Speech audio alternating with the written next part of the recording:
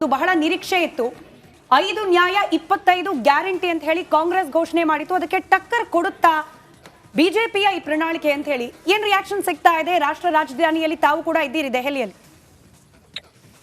ಈಗ ನೋಡಿ ಸ್ಮಿತಾ ಅವರೇ, ಈಗ ನಮ್ಮ ಪ್ರಧಾನ ಮಂತ್ರಿ ಮೋದಿ ಮಾತಾಡಿದ್ ನೋಡಿದ್ರೆ, ಈಗ ನೋಡಿ ಅವ್ರು ಹೇಳಿದ್ದು ಈಗ ಒಂದ್ 2-3 ತಿಂಗಳಿಂದ ಹೇಳ್ತಿದ್ದಾರೆ. ಇವಾಗ 10 ವರ್ಷದಲ್ಲಿ ಏನಾಗಿದೆಯೋ ಇದು ಬರೀ ಟ್ರೇಲರು, ಈಗ ಬರೀ ಟ್ರೇಲರು, ಇದು ಮುಂದೆ ಈಗ ನೋಡಿ ಏನಾಗುತ್ತೆ ಅಂತ. ನಾನು 4-5 ಪಾಯಿಂಟ್ ಕೇಳಿಸ್ಕೊಂಡೆ. ನನ್ನ ಪ್ರಕಾರ ಇದು ಹೆಡ್ಲೈನ್ ಇವತ್ತಿಗೆ. First of all, free current ಕೊಡ್ತಾರೆ ಎಲ್ಲಾ ಬಡವರಿಗೆ ಅಂತ ಹೇಳಿದ್ದಾರೆ. ಈಗ ಫ್ರೀ ಕರೆಂಟ್ ಅಕ್ರಾಸ್ ದೇಶದಲ್ಲಿ ಎಲ್ಲಾ ಬಡವರಿಗೂ ಫ್ರೀ ಕರೆಂಟ್ ಕೊಡ್ತಾರೆ ಅಂದ್ರೆ ಅದೊಂದು ದೊಡ್ಡ ಸ್ಕೀಮ್. ಅದು ಎರಡನೇದು, ಈ ಫ್ರೀ ರ್ಯಾಷನ್ ಸ್ಕೀಮ್ ಇದೆಯಲ್ಲ, ಈಗ ಕೋವಿಡ್ ಆದಾಗ ಶುರುವಾಗಿದೆ ಈ ಸ್ಕೀಮ್, ಕಂಟಿನ್ಯೂ ಆಗುತ್ತೆ ಇವಾಗ.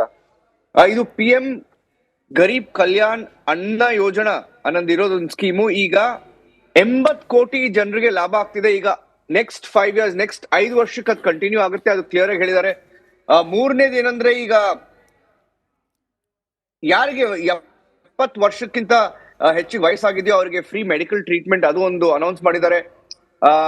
ಅದು ಒಂದು ಹೆಲ್ತ್ ಕೇರ್ ಅಲ್ಲಿ. ಆಮೇಲೆ ಇನ್ನೊಂದೇನಂದ್ರೆ, ಈಗ PM ಆವಾಸ್ ಯೋಜನಾ, ಅದು ಮನೆ ಕಟ್ಸ್ಕೊಡೋ ಸ್ಕೀಮು, ಅದನ್ನ ಎಕ್ಸ್ಪ್ಯಾಂಡ್ ಮಾಡ್ತಿದ್ದಾರೆ.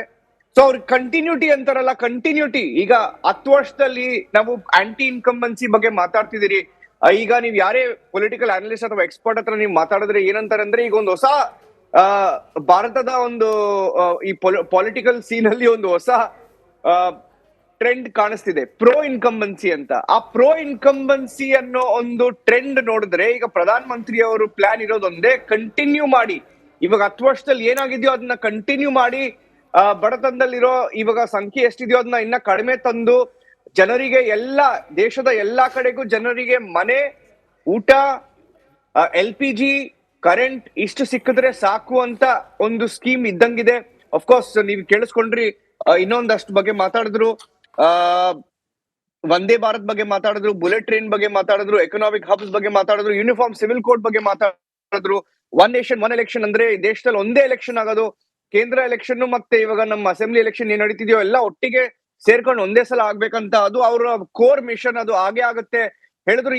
ಈ 5 ವರ್ಷಗಳಲ್ಲಿ, ಈಗ ಅವ್ರಿಗೆ ಸರ್ಕಾರಕ್ಕೆ ಬಂದ್ರೆ ವಾಪಸ್ಸು 5 ವರ್ಷಗಳಲ್ಲಿ ಇದಾಗೆ ಆಗುತ್ತೆ. ಲಾಸ್ಟ್ ಟೈಮ್ ಮ್ಯಾನಿಫೆಸ್ಟೋ ಅಲ್ಲಿ ಇದ್ದಿದ್ದು ಒಂದ್ ಐಟಮ್ ಇಲ್ಲ ಈ ಸಲ. ಯಾವ್ದು ಹೇಳಿ ಸ್ಮಿತಾ ಅವರೇ? ರಾಮ ಮಂದಿರ. ಅದು ಪ್ರತಿ ಸಲ ಹಾಕ್ತಿದ್ರು, ಅದು ಮ್ಯಾನಿಫೆಸ್ಟೋಲಿ ಅದಾಗ್ಲೇ ಆಗ್ಬಿಟ್ಟಿದೆ. ಸೊ ನನಗೆ ಅನ್ಸುತ್ತೆ ಅದು ಈ ಸಲ ಕೂಡ ಅದು ಈಗ ನೋಡಿದ್ರೆ ಅವರು ಯೂನಿಫಾರ್ಮ್ ಸಿವಿಲ್ ಕೋಡ್ ಬಗ್ಗೆ ಮಾತಾಡಿದ್ರು, ಸ್ಪೆಸಿಫಿಕ್ ಆಗಿ ಅದನ್ನ ಮೆನ್ಷನ್ ಮಾಡಿದ್ರು.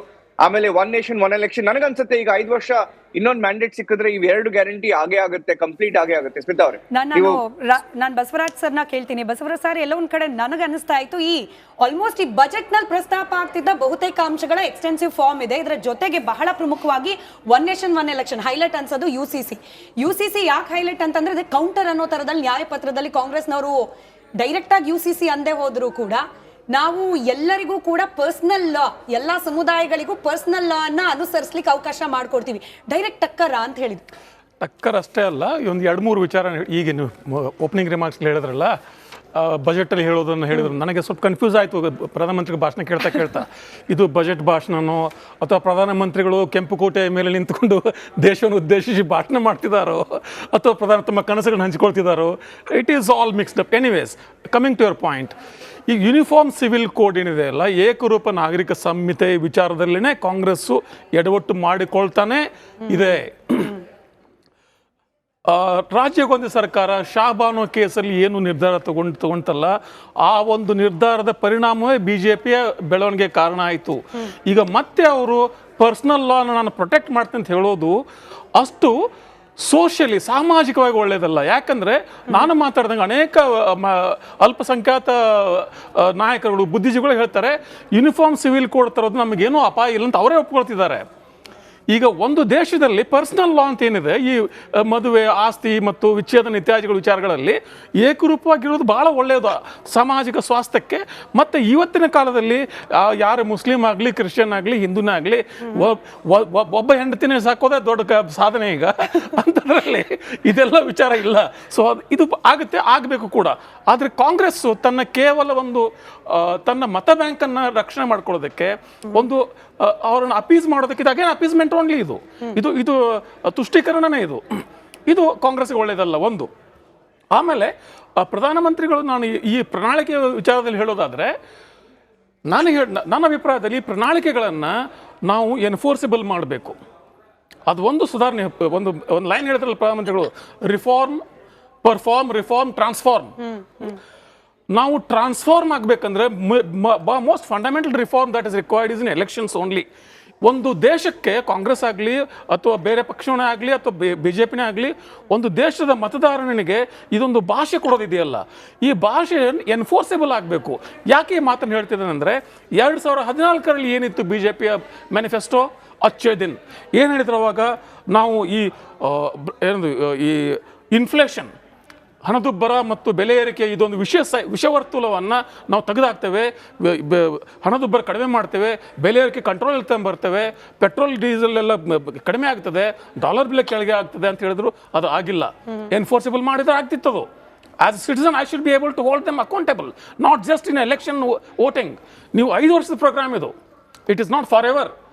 ಜೀವನ ಪರ್ಯಂತದ ವಚನ ಅಲ್ಲ. 5 ವರ್ಷದಲ್ಲಿ ನಾನು ಇಂಥದನ್ನು ಮಾಡ್ತೇನೆ ಅಂತ ಒಬ್ಬ ನಾಯಕ ಹೇಳ್ತಾನೆ ಅಂದರೆ he must be committed to that. ಜೊತೆಗೆ ಏನು ಹೇಳಿದ್ರು, ಈ ಭ್ರಷ್ಟಾಚಾರವನ್ನು, ಕಪ್ಪುಣವನ್ನು ಕಡಿಮೆ ಮಾಡ್ತೇವೆ ಅಂತೇಳಿ. ಭ್ರಷ್ಟಾಚಾರ ಕಪ್ಪುಣ ಕಡಿಮೆ ಆಗಿದೆಯಾ? ಭ್ರಷ್ಟಾಚಾರ ಕಪ್ಪುಣ ಕಡಿಮೆ ಆಗಿದೆಯಾ? ಈಗ ಈ ದೇಶದ ಸರ್ವೋಚ್ಚ ನ್ಯಾಯಾಲಯ ಹೇಳಿದೆ, ಅಸಂವಿಧಾನಿಕವಾಗಿ, ಕಾನೂನು ಬಾಹಿರವಾಗಿ ನೀವು ಎಲೆಕ್ಟ್ರಲ್ ಬಾಂಡಿಂದ ಹಣ ಸಂಗ್ರಹಿಸಿದ್ರಿ ಅಂತ ಹೇಳಿದೆ. ಅದು ಭ್ರಷ್ಟಾಚಾರ ಅಲ್ವಾ? ಅದು ಭ್ರಷ್ಟಾಚಾರದ ಮಿತಿಯೊಳಗೆ ಬರೋದಿಲ್ವಾ? ಹೀಗಿರುವಾಗ ಇದೆಲ್ಲ ಮತ್ತೆ ಅನ್ಎಂಪ್ಲಾಯ್ಮೆಂಟ್ ಬಗ್ಗೆ ಮಾತಾಡಿದ್ರು 2014 ಅಚ್ಚೇ ದಿನ. ಅನ್ಎಂಪ್ಲಾಯ್ಮೆಂಟ್, ನಿರುದ್ಯೋಗವನ್ನು ತೆಗೆದುಹಾಕ್ಬಿಡ್ತೇವೆ, ವರ್ಷಕ್ಕೆ 45 ಲಕ್ಷ 2 ಕೋಟಿ ಉದ್ಯೋಗ ಸೃಷ್ಟಿ ಮಾಡ್ತೇವೆ. ಮಾಡಿದ್ರ? ಪ್ರಧಾನಮಂತ್ರಿಗಳೊಂದು ಭಾಷಣ ಹೇಳಿದರು, ನೀವು ಪಕೋಡ ಮಾಡಿಕೊಡ್ರಿ, ಪಕೋಡ ಮಾರೋದೇನು ತಪ್ಪಲ್ಲ ಅಂತೇಳಿ. ಇದು ಪ್ರಧಾನಮಂತ್ರಿಗಳು ಪಕೋಡ ಮಾರೋಂತ ಹೇಳೋದಕ್ಕೆ ಪ್ರಧಾನಮಂತ್ರಿಗಳು ಬೇಕಾ? ಒಂದೇ ನಿಮಿಷ. ಇದು 2014ಕ್ಕೆ.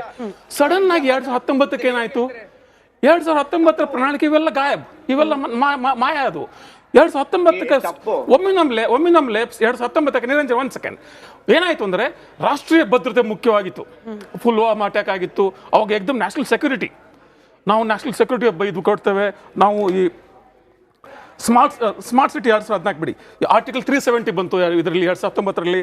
ಆಮೇಲೆ ಈ OROP, one rank one pension ಬಂತು, ವಿಚಾರ ಬಂತು. ಅವಾಗ UCC ಬಂತು 19ಕ್ಕೆ ಹೇಳಿದ್ರು ಅವರು. ಮತ್ತೆ UCC ಏನಿದೆ, ಈ ಏಕರೂಪದ ನಾಗರಿಕ ಸಂಹಿತೆ, BJPಯ ಪ್ರಣಾಳಿಕೆ ಇರಲಿ ಇರದೇ ಇರಲಿ ಅವ್ರ ಚಿಂತನೆಯಲ್ಲಿ ಇದೆ. ಇದು ಅವ್ರ ಪರಿ ಪಕೋಡಾ ಬಗ್ಗೆ ಮಾತಾಡಿಲ್ಲ. ನೀವು ಮಿಡಲ್ ಕ್ಲಾಸ್, ಒಂದ್ ನಿಮಿಷ ಕೇಳಿಸ್ಕೊಳ್ಳಿ. ನೀವು ಮಿಡಲ್ ಕ್ಲಾಸ್ ಬಗ್ಗೆ ಮಾತಾಡಿದ್ರು. ಹೇಳಿ ನಿಮ್ಮದೇ ಮನೆ, ಓನಿಂಗ್ ಅ ಹೋಮ್, ಅದ್ರ ಬಗ್ಗೆ ಮಾತಾಡಿದ್ರು. ಏನ್ ಹೇಳ್ತಾರೆ, ಹೈ ವ್ಯಾಲ್ಯೂ ಜಾಬ್ಸ್ ಬಗ್ಗೆ ಮಾತಾಡಿದ್ರು. ಆಗಿದೆಯಾ ನಿರಂಜನ್? ಹೆಲ್ತ್ ಕೇರ್ ಬಗ್ಗೆ ಮಾತಾಡಿದ್ರು. ಆಗಿದೆಯಾ? ಹೈಯರ್ ಎಜುಕೇಶನ್ ಬಗ್ಗೆ ಮಾತಾಡಿದ್ರು. ಈಸ್ ಆಫ್ ಲಿವಿಂಗ್ ಬಗ್ಗೆ ಮಾತಾಡಿದ್ರು. ಸಸ್ಟೈನಬಲ್ ಸಿಟೀಸ್ ಬಗ್ಗೆ ಮಾತಾಡಿದ್ರು. ಲಖ್ಪತಿ ದೀದೀಸ್, ಇವಾಗ ಕಾಂಗ್ರೆಸ್ ಹೇಳೋದು 3 ಕೋಟಿ ಅಂದ್ರೆ ನಂಬರ್ ಹಾಕಿಲ್ಲ ಅವರು, ಬಟ್ ಅವ್ರು ಹೇಳೋದೇನಂದ್ರೆ ನಾವು 1 ಲಕ್ಷ ರೂಪಾಯಿ ಕೊಡ್ತೀವಿ. ಬಡತನದಲ್ಲಿ ಯಾರಿದಾರೋ ಹೆಂಗಸರಿಗೆ, ಪ್ರತಿ ಕುಟುಂಬದ ಹೆಂಗಸರಿಗೆ 1 ಲಕ್ಷ ರೂಪಾಯಿ ಕೊಡ್ತೀವಿ. ಕೇಳಿಸ್ಕೊಳ್ಳಿ. ಕೈಯಲ್ಲಿ ಕಾಸು ಕೊಟ್ಟು ನೀವು ನೋಡಿ, ನೀವು ಕೈ ಕಾಸು ಕೊಟ್ಟು ಅಂದ್ರೆ ನಿಮ್ ಗಂಟು ಒಂದು ಕಾಸು ಕೊಡೋದಕ್ಕೂ, ನೀವು ಆಪರ್ಚುನಿಟೀಸ್ ಕ್ರಿಯೇಟ್ ಮಾಡೋದಕ್ಕೂ, ಎಂಪವರ್ ಮಾಡೋದಕ್ಕೂ ಡಿಫರೆನ್ಸ್ ಇದೆ. ಪ್ರಧಾನ ಮಂತ್ರಿ ಹೇಳಿರೋದು ನಾವು 3 ಕೋಟಿ ನಂಬರ್ ಹಾಕಿದ್ದಾರೆ. 3 ಕೋಟಿ ಲಖ್ಪತಿ ದೀದೀಸ್ ನ ಕ್ರಿಯೇಟ್ ಮಾಡ್ತೀರಿ. ಇದು ಅಂದ್ರೆ ಲಖ್ಪತಿ ದೀದೀಸ್ ಅಂದ್ರೆ ಏನು? 1 ಲಕ್ಷ ರೂಪಾಯಿ ತಗೊಂಡು ಅವ್ರ ಕೈ ಕೊಡೋದಲ್ಲ. ಅವ್ರು ಹೇಳ್ತಿರೋದು ಅವ್ರನ್ನ ಎಂಪವರ್ ಮಾಡ್ತೀರಿ, ಅವ್ರಿಗೆ ಆಪರ್ಚುನಿಟೀಸ್ ಕೊಡ್ತೀವಿ, ಅವ್ರಿಗೆ ಬಿಸ್ನೆಸ್ ಕ್ರಿಯೇಟ್ ಮಾಡೋ ಆಪರ್ಚುನಿಟೀಸ್ ಕೊಡ್ತೀವಿ. ಅಂದ್ರೆ ಬರೀ 1 ಲಕ್ಷ ಕೈಯಲ್ಲಿ 1 ಲಕ್ಷ ರೂಪಾಯಿ ಮಾತ್ರ ಅಲ್ಲ, ಅಂದ್ರೆ 5 ವರ್ಷಕ್ಕೆ 5 ಲಕ್ಷ ರೂಪಾಯಿ ಬರಂಗಲ್ಲ. ಇವರೇ ಬಿಸ್ನೆಸ್ ಸ್ಟಾರ್ಟ್ ಮಾಡಿ, ಅವರಿಗೆ ಆಪರ್ಚುನಿಟೀಸ್ ಕೊಟ್ಟು, ಅವರಿಗೆ ಸ್ಕೀಮ್ಸ್ ಕೊಟ್ಟು ಎಂಪವರ್ ಮಾಡಿ 3 ಕೋಟಿ ರೂರಲ್ ಏರಿಯಾಸ್ ಅಲ್ಲಿ ಲಖ್ಪತಿ ದೀದೀಸ್ ನ ಕ್ರಿಯೇಟ್ ಮಾಡ್ತೀವಿ. 3 ಕೋಟಿ.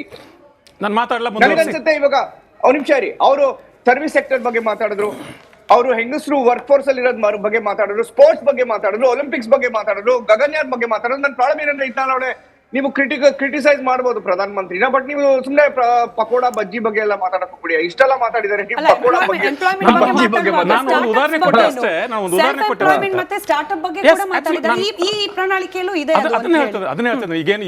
ಈಗಿನ ಏನು ಭರವಸೆಗಳೇನಿದಾವೆ, ಈ ಪ್ರಣಾಳಿಕೆ ಭರವಸೆಗಳನ್ನ ನಾನು ಎಷ್ಟು ನಂಬಬೇಕು ಅನ್ನೋದು ಹಿಂದಿನ ಭರವಸೆಗಳು ಏನು ಆಯ್ತು ಅನ್ನೋದ್ರ ಮೇಲೆ ಡಿಪೆಂಡ್ ಆಗುತ್ತೆ. ಹಿಂದಿನ ಭರವಸೆಗಳು ಏನಾಗಿದೆ, ಹಿಂದಿನ ಭರವಸೆಗಳನ್ನ ನನಗೆ ಅದನ್ನ ಅರ್ಥ ಮಾಡ್ಕೊಂಡ್ರೆ ಹಿಂದಿನ ಭರವಸೆ ಈಡೇರಿಸಿದಾರ, ಏನನ್ನು ಈಡೇರಿಸಿದ್ದಾರೆ? ಭಾವನಾತ್ಮಕ ವಿಚಾರವನ್ನು ಈಡೇರಿಸಿದ್ದಾರೆ, ಮಂದಿರವನ್ನು ಈಡೇರಿಸಿದ್ದಾರೆ. ಅದರ ಮುಂದುವರಿದ ಭಾಗವಾಗಿ ಹೇಳ್ತಿದ್ದಾರೆ. ಈಗ ಏನ್ ಹೇಳ್ತಿದ್ದಾರೆ?